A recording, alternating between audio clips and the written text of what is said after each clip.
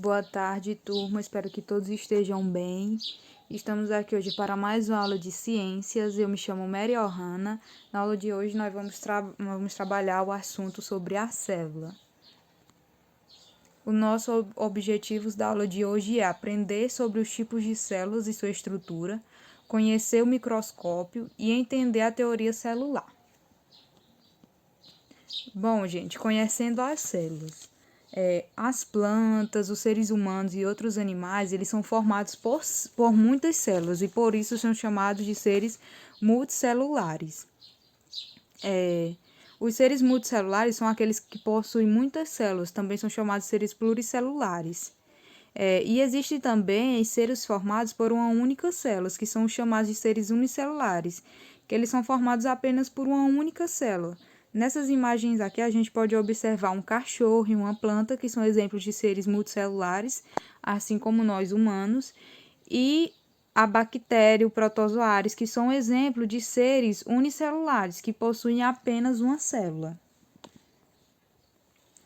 A maioria das células mede menos que a 10ª parte de 1 milímetro. No entanto, algumas, como o zigoto humano, chegam a atingir essa medida. Como é possível estudar estruturas tão pequenas como as células?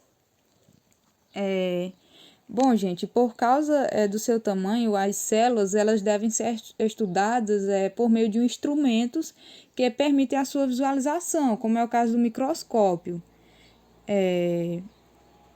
Esses tipos de microscópio que é utilizado para estudar as células, eles têm várias lentes de aumento que ampliam a imagem da célula, como a gente vai ver mais adiante sobre esse microscópio. Além do microscópio, tem técnicas como ampliação e aplicação de corantes, que são empregados para permitir o estudo das células e de suas estruturas. Então, gente, foi com a ajuda do microscópio que os cientistas eles descobriram a existência da célula. À medida que progrediram os estudos sobre a célula, descobriu-se que ela se alimenta, cresce e realiza as diversas funções fundamentais para a manutenção da vida. A célula ela passou, então, a ser considerada a menor parte viva de um organismo, a unidade estrutural e funcional da vida. O ramo da biologia que estuda as células ele é denominado de citologia. Bom, gente, as células elas podem ser de dois tipos, eucariontes e procariontes. Como a gente já viu, vai ter indivíduos pluricelulares, que têm várias células, e indivíduos unicelulares, que têm apenas uma célula. E esses indivíduos eles podem ser procariontes ou eucariontes. Os indivíduos procariontes eles caracterizam-se por terem uma estrutura simples e a ausência de núcleo. Ou seja, a célula procarionte ela vai ter uma estrutura simples, não vai ter organelas, vai ter a ausência de um núcleo, o material genético ele vai estar dentro do citoplasma e vai ter uma estrutura simples. Enquanto os eucariontes eles vão possuir um núcleo definido, que é onde vai ficar guardado o material genético, uma estrutura complexa, com muitas organelas, que a gente vai ver mais à frente um pouco sobre essas organelas. A célula ela é formada por diversas partes que funcionam em conjunto e a mantém viva. É como o funcionamento de uma cidade, que é necessária a distribuição de alimentos, o sistema de transporte, o fornecimento de energia, a remoção de lixo, o sistema de saúde e outros serviços, eles têm que estar em harmonia para ter o bom funcionamento da cidade. Desse jeito é com as células. Essas partes que formam as células, elas têm que estar funcionando em conjunto. Aqui a gente pode observar uma célula animal e uma célula vegetal, que mais à frente a gente vai falar sobre elas e sobre as diferenças. Bom, gente, agora a gente vai começar a falar sobre as estruturas das células. Eu quero começar falando sobre a membrana plasmática, que ela é uma película que envolve a célula e, entre outras funções, regula o que entra nela e o que sai dela. Então, os nutrientes, o oxigênio e as substâncias que são eliminadas pelas células, elas passam sempre pela membrana, que funciona como uma espécie de portão, possibilitando a passagem de certa substância, impedindo a de outras. Nós temos também na célula vegetal a membrana plasmática, ela é envolvida pela parede celular, que é rígida e participa da sustentação da célula. Como vocês podem ver aqui nessa segunda imagem, essa parede celular verde, ela envolve a membrana plasmática. Entre a membrana plasmática e o núcleo encontra-se o citoplasma. Ele contém um material gelatinoso formado por água, sais minerais e outras substâncias. Nessa região ocorrem diversas transformações químicas fundamentais para a vida das células e dos organismos. Além disso, nele se encontram as organelas que realizam diversas funções dentro das células. É no citoplasma que vai ter diversas organelas, como vocês podem observar nessa imagem, que tem o citoplasma, e dentro do citoplasma vai ter várias organelas que vão ajudar no bom funcionamento da célula. E a gente tem também o núcleo, que é uma estrutura, ele é um centro de controle das atividades da célula. Nesse compartimento, no núcleo, que se encontra o DNA. Nas células eucariontes, no caso, que se encontra o DNA no núcleo. Agora a gente vai falar de algumas organelas celulares que são muito importantes para o funcionamento da célula. A mitocôndria, por exemplo, ela é uma organela que obtém energia dos nutrientes utilizando o gás oxigênio. Ela está presente tanto nas células animais quanto nas vegetais e, graças à sua atuação, esses seres vivos obtêm energia para realizar suas atividades. A mitocôndria é a principal responsável por obter energia para a célula realizar suas atividades. Temos também os ribossomos, que realizam a síntese de proteínas. A gente pode encontrar ribossomos soltos no citoplasma e junto com outras organelas, como é o caso do retículo endoplasmático rugoso, que a gente vai falar mais à frente. Nele tem ribossomos aderidos. O lisossomo, que realiza a digestão intracelular, ou seja, eles digerem macromoléculas. E o complexo de Golgi, que tem como função modificar, armazenar e exportar proteína. Como vocês podem ver, o complexo de Golgi, ele se apresenta em uma forma como se tivesse várias bolsas. E nessas bolsas vai ser armazenado e exportado proteínas. Aí nós temos o retículo endoplasmático, que são células, são organelas cuja membranas se dobram e formam sacos achatados. Aí nós temos o retículo endoplasmático liso, que ele é responsável pela produção de lipídios, como óleos, fosfolipídios e esteroides.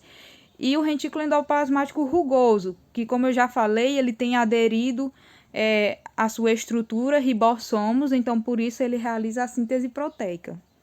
E a gente tem também os centríolos, que auxiliam na divisão celular e são capazes de formar cílios e flagelos. Os centríolos, eles são estruturas que eles vão ajudar bastante no processo de divisão celular, quando a célula estiver se dividindo.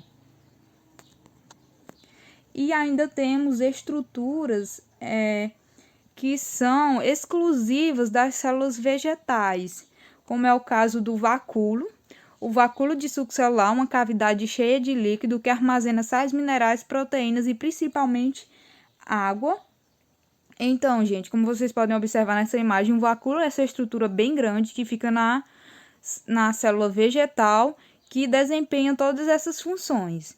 E temos também os cloroplastos, que são também células exclusivas das células vegetais, são organelas exclusivas das células vegetais. Os cloroplastos, eles são organelas de cor verde que contêm o pigmento clorofila e realizam a fotossíntese. Ou seja, o cloroplastos ele é fundamental para que ocorra o processo de fotossíntese. Aí aqui nessa imagem a gente vê a célula animal e a célula vegetal, e aqui a gente pode ver as diversas organelas que tem nessas células e as organelas que são apenas da célula vegetal, que no caso é o caso do vacúolo, da parede celular, do cloroplastos, e essas várias outras organelas que está presente tanto na célula animal quanto na célula vegetal.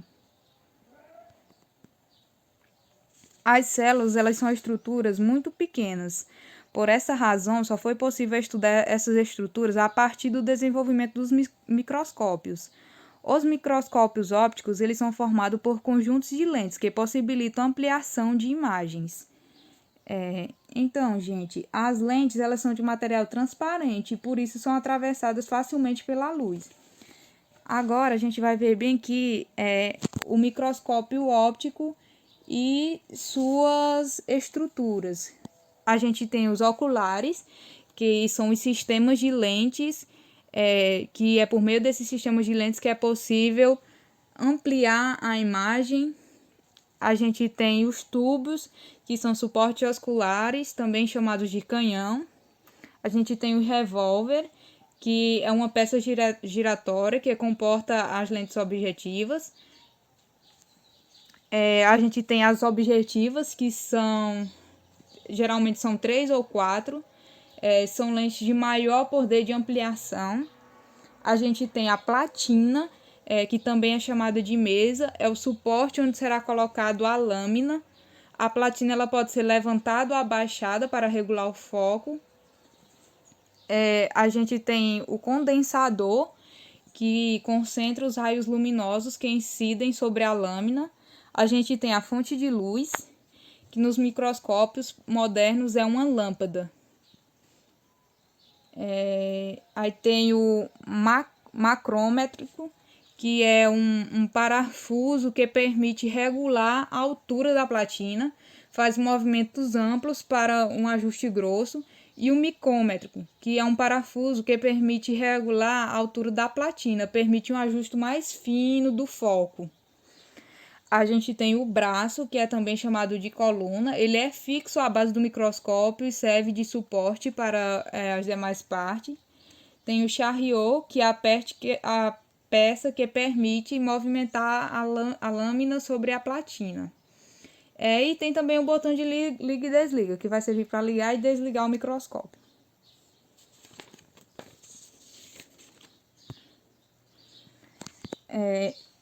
O microscópio. Agora a gente vai falar um pouco sobre a invenção do microscópio.